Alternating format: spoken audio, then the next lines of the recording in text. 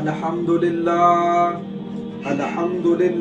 نحمدہ ونصلی علی رسولہ الکریم اما بعد فاعوذ باللہ من الشیطان الرجیم بسم اللہ الرحمن الرحیم۔ اللہ تعالیٰ سے دعا ہے اللہ تعالیٰ صحیح طریقے سے بات کہنے کی، سننے کی، سمجھنے کی، پھر اس پہ ہم سب کو عمل کی توفیق عطا فرمائے۔ آج میں مذہب کے اوپر کچھ بات کروں گا کہ دنیا میں بہت سے مذاہب ہیں۔ ہر کسی انسان کو اپنے مذہب سے محبت ہوتی ہے اور اس کو فخر اور اس کو گرو محسوس ہوتا ہے، اس لیے کہ ان باتوں کا اندازہ آپ سوشل میڈیا پر جا کر پتہ لگا سکتے ہیں کہ کوئی کہتا ہے کہ ہم کو یہ ہونے پر فخر ہے، ہم کو یہ ہونے پہ فخر ہے، لیکن مسلم کی ویڈیو، مسلمانوں کی ویڈیو آپ کو بہت کم ملے گی ایسی۔ اس لیے کہ میرے بھائی، جو چیز سچ اور برحق ہوتی ہے لوگ اسی کے پیچھے بھاگتے ہیں اور سوچتے ہیں کہ یہ چیز زیادہ شو نہ کرے، تو کوئی بھی ویڈیو ڈالتا ہوگا تو اس کی ویڈیو نہیں چلنے دیتے ہوں گے لوگ، چلاتے تو ہم ہی لوگ ہیں، کوئی دوسری تھوڑی مخلوق آتی ہے جو ان کو وائرل کر دیتی ہے، ہاتھ ہم ہی لوگوں کا ہوتا ہے اس میں۔ تو میرے بھائی، ہم لوگ سوچتے ہیں کہ نام رکھ لیا ہے ذیشان بھائی، شاداب بھائی، مسلمانی نام ماشاء اللہ، گوشت کھانے لگے ماشاء اللہ، اور بس ہم مسلمان ہیں، ٹوپی لگا لی سر پہ، کرتا پیجامہ پہن لیا، سرما آنکھوں میں لگا لیا، تھوڑی خوشبو لگا لی، تو سوچتے بس یہی ہم لوگ مسلمان ہیں اور اس سے آگے کچھ کام نہیں کرنا ہے، بس یہی کام کرنا ہے۔ تو میرے بھائی، ایسا بالکل بھی نہیں ہے۔ ہمارے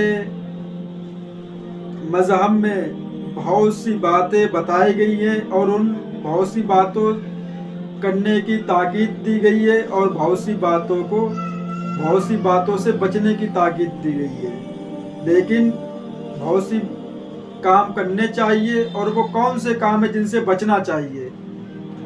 اور سے دنیا میں اتنے مذاہب ہیں، کبھی آپ نے سنا ہے اگر کوئی انسان جھوٹ بولے تو وہ کہے کیا بات ہے، جھوٹ بول دیا، اس میں کوئی برائی تھوڑی ہے، دنیا بولتی ہے۔ لیکن جب کوئی مسلمان جھوٹ بولتا ہے تو فوراً اس کے سامنے حدیث آ جاتی ہے، قرآن کی آیت آ جاتی ہے، علماء کی باتیں آ جاتی ہے، اور کوئی اس پہ بات کرتا نہیں، بولتا ہے۔ کیوں؟ ہم لوگ مسلمان ہیں اور اسلام میں جھوٹ بہت بدترین گناہ سمجھا گیا ہے۔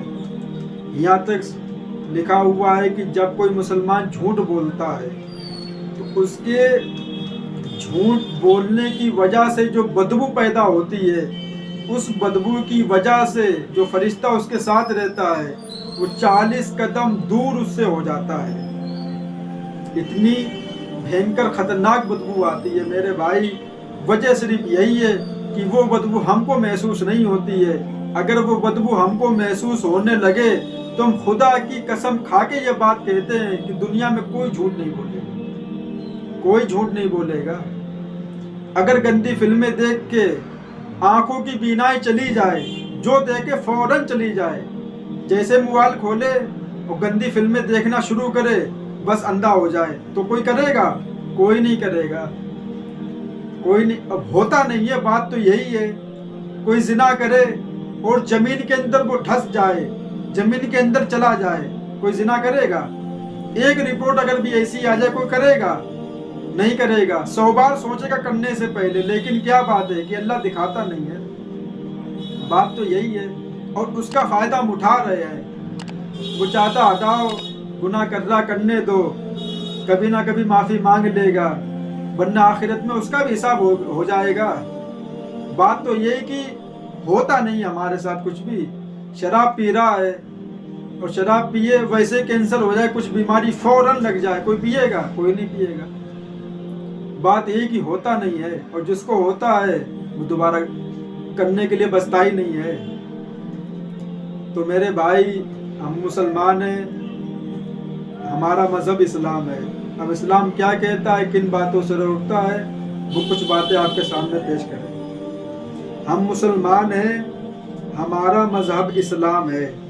اسلام سچا مذہب ہے، اسلام اچھا مذہب ہے، بھلائی سکھاتا ہے، برائیوں سے روکتا ہے، پاک رہو، صاف رہو، نیک رہو اور ایک رہو، ایک خدا کی عبادت کرو، اس کے سارے نبیوں کو سچا جانو، سچ بولو، سچوں کے ساتھ رہو، ہر ایک سے بھلائی کرو، کسی کو مت ستاؤ، کسی کا برا مت چاہو، کسی سے برائی مت کرو، برائی کا بدلہ بھلائی سے دو، اس طرح غیروں کو اپنا بناؤ، یہی اسلام سکھاتا ہے۔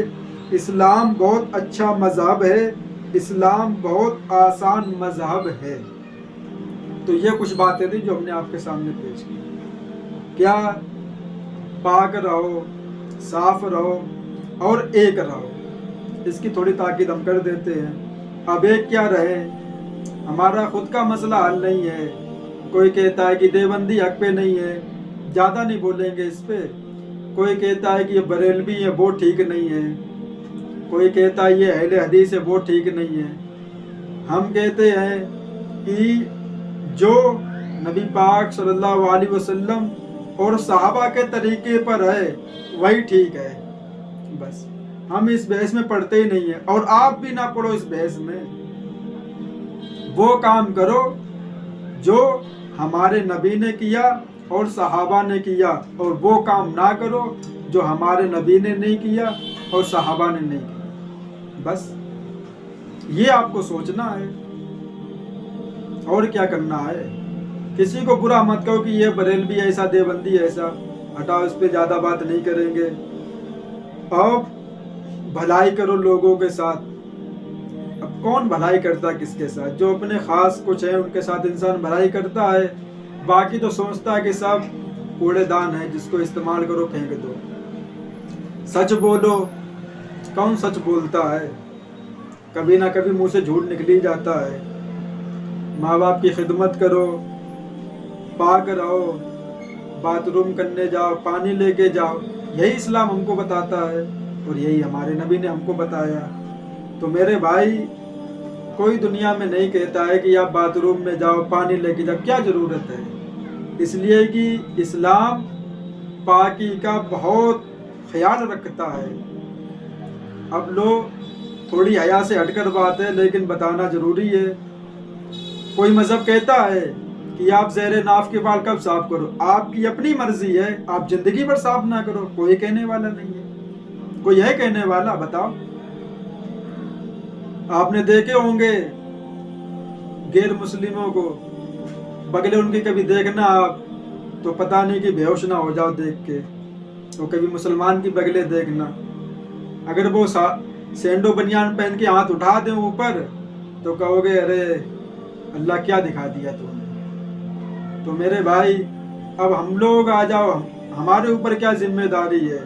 ہر ہفتے صاف کرنا ہے، ہفتے میں نہیں کر پائے 2 ہفتے میں کرنا ہے، پھر بھی نہیں تیسرے میں، پھر بھی نہیں تو مہینے میں لازمی کرنا ہے۔ 1 مہینے کی صرف چھوٹ ہے، بس 1 مہینے کی چھوٹ ہے۔ اور دیکھو مسلمانوں کو اتنا پاکی کا خیال کیا گیا ہے، ناخون بھی کاٹنے ہیں، مونچھیں بھی کاٹنی ہے۔ کیوں؟ یہ مونچھوں کے بیکار بال ہے، داڑھی تو بال تو منہ میں آتے نہیں ہیں، وہ تو نیچے رہتے ہیں۔ گھن آتی ہے لوگوں کو دیکھ کے، اتنی بڑی بڑی مونچھیں رکھے ہوئے ہیں، کھانا کھائیں گے اس میں لگے گا، ارے ہٹا، گھن والی بات کر رہے ہیں بیٹھ کے۔ گھن آتی ہے ایسے لوگوں پہ۔ کیا ہو گیا تم لوگوں کو؟ کس کا طریقہ اپنائے ہوئے ہو؟ تمہیں شرم نہیں آتی ہے؟ کتنی بڑی بڑی مونچھیں۔ نبی نے فرمایا کہ جس انسان کی اتنی بڑی مونچھیں ہو جائیں کہ وہ کھانے پینے کی چیزوں میں لگنے لگے، وہ ہم میں سے نہیں ہے۔ بس ہمیں صرف ایک حدیث کا مطلب معلوم ہے، بس ہم نہیں بحث کرتے کون کتنی بڑی مونچھیں رکھا ہے، ہم بس آپ کے سامنے حدیث لے کے بیٹھیں گے، وہ ہمیں سے نہیں ہے کہ اتنی بڑی مونچھیں کر لے وہ کھانے پینے کی چیزوں میں لگنے لگے، اس لیے کہ اس نے نبی کا طریقہ چھوڑ دیا ہے، وہ غیروں کے طریقے کو اپنائے ہوئے ہے۔ تو میرے بھائی، نبی کا طریقہ اپناؤ، غیروں کا طریقہ نہ اپناؤ، اس میں کچھ فائدہ نہیں ہے، فائدہ صرف اور صرف نبی پاک صلی اللہ علیہ وسلم کے طریقے پر ہے۔